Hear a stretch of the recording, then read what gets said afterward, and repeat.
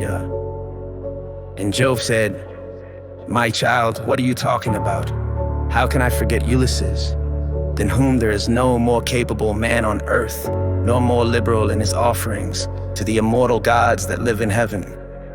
Bear in mind, however, that Neptune is still furious with Ulysses for having blinded an eye of Polyphemus, king of the Cyclopes. Polyphemus is son to Neptune by the nymph Thoosa, daughter to the sea king, Phorcys. Therefore, though he will not kill Ulysses outright, he torments him by preventing him from getting home still. Let us lay our heads together and see how we can help him to return. Neptune will then be pacified, for if we are all of a mind, he can hardly stand out against us." And Minerva said, "Father, son of Saturn, king of kings, if then the gods now mean that Ulysses should get home, we should first send Mercury to the Ogygian island to tell Calypso that we have made up our minds and that he is to return. In the meantime, I will go to Ithaca to put heart into Ulysses' son Telemachus. I will embolden him to call the Achaeans in assembly and speak out to the suitors of his mother, Penelope, who persist in eating up any number of his sheep and oxen.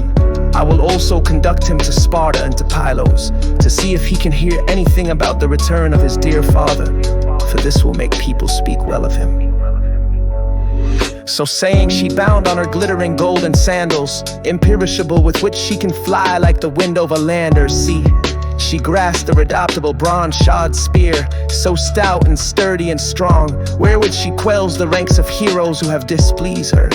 And down she darted from the topmost summits of Olympus, whereon forthwith she was in Ithaca, at the gateway of Ulysses' house, disguised as a visitor, Mentis, chief of the Taphians, and she held a bronze spear in her hand. There she found the lordly suitors seated on hides of the oxen, which they had killed and eaten, and playing draughts in front of the house. Men servants and pages were bustling about to wait upon them, some mixing wine with water in the mixing bowls, some cleaning down the tables with wet sponges and laying them out again, and some cutting up great quantities of meat. Telemachus saw her long before anyone else did. He was sitting moodily among the suitors, thinking about his brave father, and how he would send them flying out of the house if he were to come to his own again and be honored as in days gone by. Thus brooding as he sat among them, he caught sight of Minerva and went straight to the gate, for he was vexed that a stranger should be kept waiting for admittance. He took her right hand in his own and bade her give him her spear. "Welcome," said he, "to our house, and when you have partaken of food, you shall tell us what you have come for."